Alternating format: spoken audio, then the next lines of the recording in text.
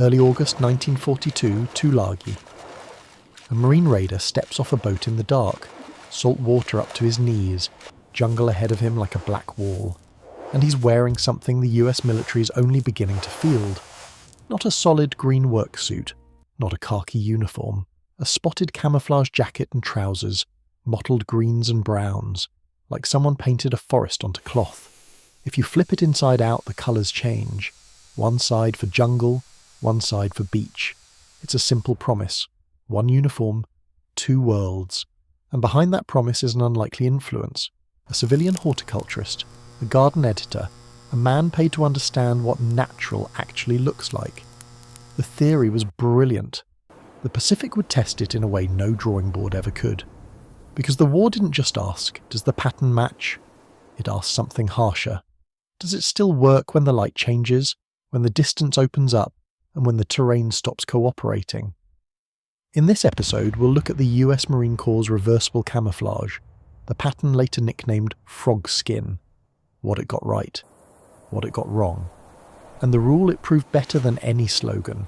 The camouflage pattern can't hide a man in two different worlds, unless those worlds behave the same. Chapter 1. The Gardener Who Designed a Uniform. The official story begins in 1942.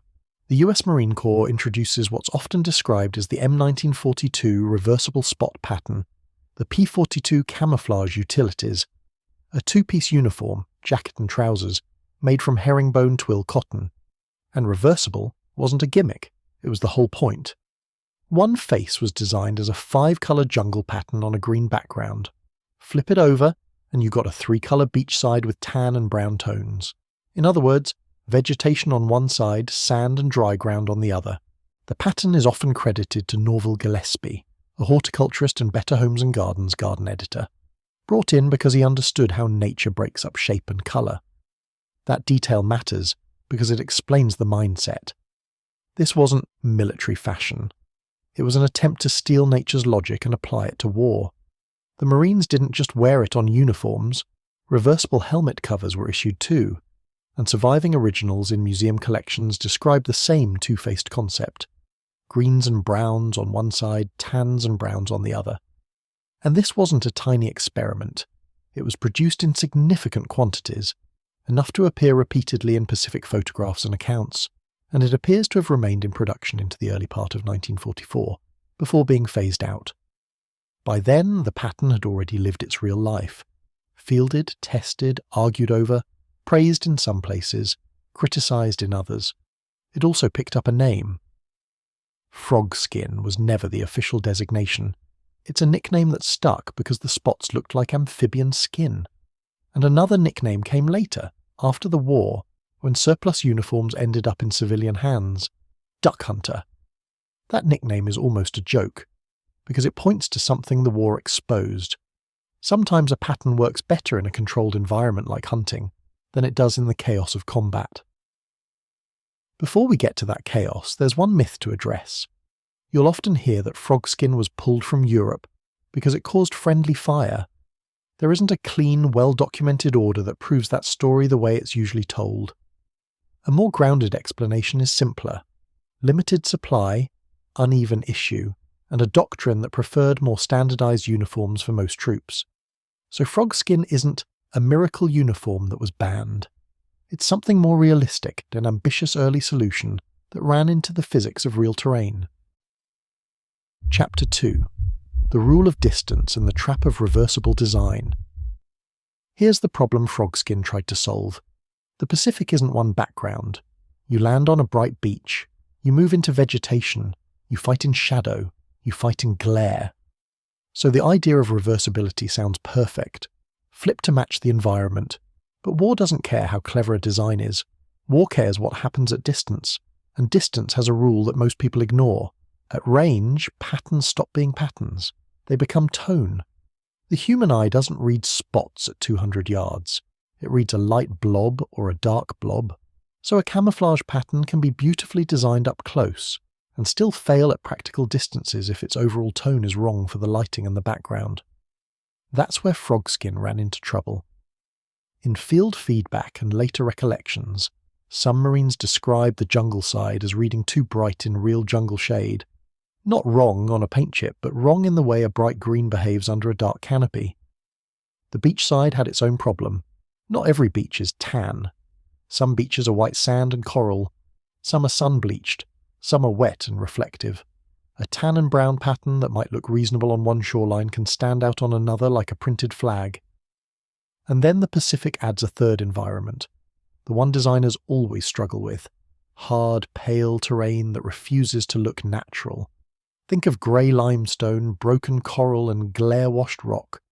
In that world, reversibility doesn't save you, because neither side is truly built for it. And there's a second trap, one that reversibility can't solve. Reversibility assumes you have time. It assumes you can stop, flip your uniform, adjust your helmet cover, get everything right. In reality, terrain can change in minutes, and in combat you rarely have the luxury of wardrobe changes, so the uniform promised two worlds. But the Pacific often delivered a third and a fourth: muddy coral flats, burned vegetation, open water approaches, hard man-made fortifications. The pattern wasn't designed for those. No pattern was. And that leads to the real authority moment of this episode. Frogskin didn't fail because camouflage is pointless. It struggled because camouflage is specific. A pattern that compromises between two environments often performs worse than a simpler solution that doesn't advertise itself. That's why, in some assessments, a plain olive drab utility uniform could be judged more practical across mixed terrain. Not because it hid perfectly, but because it didn't create the wrong kind of contrast. So here's the practical takeaway, and it's the one we'll prove in the case scenes. Camouflage is not about having the most interesting pattern. It's about avoiding the most obvious contrast at the distance where you're actually being watched. Frogskin could help in one kind of world. It couldn't keep its promise in two. Chapter 3. 2 battles, 2 realities. Now we test the idea where it lived. One environment where Frogskin made sense, and one where it didn't. Case 1. Tulagi and the Jungle Problem, conditional success. Early August 1942. The raiders land and move into vegetation. This is where Frogskin can do what it was built to do. Dense jungle creates broken backgrounds. Leaves, branches, shadows dapple. At close to medium ranges, silhouette matters, and irregular mottling can break a human outline into something harder to lock onto. In that setting, Frogskin's strength isn't that it makes a Marine invisible, it's that it makes him less instantly readable. It steals a second, a hesitation, a moment where a defender sees noise instead of target. But even this success has a caveat. It works because the jungle is doing the heavy lifting. The vegetation provides the texture, the canopy provides the shadow. The pattern complements what nature is already giving you. Take Frogskin out of that world, and the advantage fades fast, because the pattern doesn't create cover. It only tries to agree with it. Case 2. Tarawa. When the background refuses to help. Limitation. Now jump forward to Tarawa, November 1943. Tarawa is not jungle. It's bright sand, coral, flat exposure, sparse vegetation, and hard defensive structures. This is where Frogskin's promise gets tested in the harshest way. On pale ground, both sides can end up wrong in different ways, either too dark, too bright, or simply too patterned against a background that reads as almost blank. The beach side should help in theory, but on sun-bleached sand and coral, tan and brown, doesn't automatically equal invisible. And Tarawa adds something even more decisive. It forces movement in open space. Men wade in, men run forward, men silhouette themselves against sky and sand. At that point, camouflage isn't competing against good eyesight. It's competing against geometry and motion motion wins. So the correct way to state Tarawa is not Frogskin-caused casualties. That would be dishonest. Tarawa's losses were driven by fortifications and firepower. The camouflage lesson is narrower, but still important. In that environment, Frogskin was described as ineffective in some accounts and evaluations, and a simpler olive drab utility uniform was often seen as the more practical choice across more situations. Not glamorous, not clever, just harder to read as wrong. Tarawa proves the central theme of this episode. A reversible pattern isn't a universal solution. It's a compromise, and compromises have a cost. Outro, a brilliant compromise and a better question. So what did Frogskin really prove? It proved that the US military understood the future early. Disruptive camouflage could work, it could break silhouette, it could confuse the eye, but it also proved something harder. You can't design one pattern for two different worlds unless those worlds share the same light, the same tone, and the same texture. The Pacific didn't. That's why Frogskin's story doesn't end as a failure. It ends as a lesson. The idea, disruption, reversibility, environmental specificity would echo again in later camouflage thinking. But Frogskin's real legacy is simpler than that.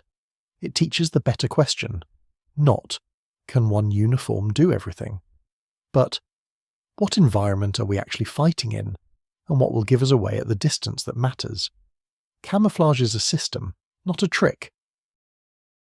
If you want more episodes like this, subscribe to Camouflage and Deception, and I'll see you next time.